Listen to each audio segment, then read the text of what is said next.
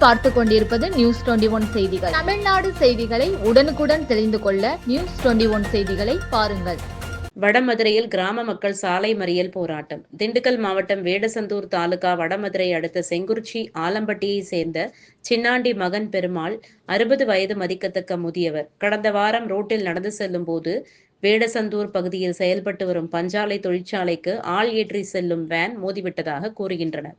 மேல் சிகிச்சைக்காக மதுரை மருத்துவமனையில் அனுமதிக்கப்பட்டிருந்த நிலையில் சிகிச்சை பலனின்றி இறந்துவிட்டார். அவருடைய பிரேத பரிசோதனைக்காக திண்டுக்கல் அரசு மருத்துவமனைக்கு சென்ற போது காவல்துறை சார்பில் முதல் தகவல் அறிக்கை பதிவு செய்யப்படாத விஷயம் உறவினர்களுக்கும் கிராம மக்களுக்கும் தெரிய வந்தது. இதனால் ஆத்திரமடைந்த உறவினர்கள் மற்றும் ஊர் பொதுமக்கள் அனைவரும் வடமதுரை 3 ரோடு சந்திப்பிலும் திண்டுக்கல் திருச்சி தேசிய நெடுஞ்சாலையிலும் சாலை மறியல் போராட்டத்தில் ஈடுபட்டனர்.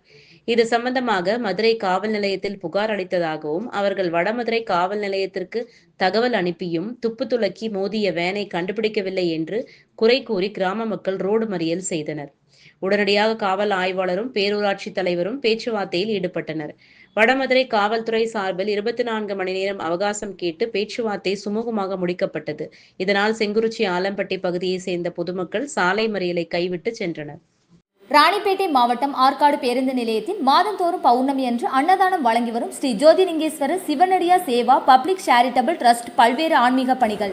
பள்ளி மாணவ மாணவிகளுக்கு உதவி செய்தல், மரம் நடுதல், இரத்த தான முகாம் நடத்துதல், மருத்துவ முகாம் நடத்துதல், துப்புரவு பணியாளர்களுக்கு நலத்திட்ட உதவிகள் வழங்குதல் போன்ற எண்ணற்ற பொது சேவை பணிகளை செய்து வருகின்றனர். இதில் உதவி செய்ய விருப்பமுள்ளவர்கள் தொடர்பு கொள்ளவும். நிறுவன தலைவர் ஜெய் மாருதி சரவணன், எண் 3, ராஜ முதலியார் தெரு, ஆற்காடு, ராணிப்பேட்டை மாவட்டம்.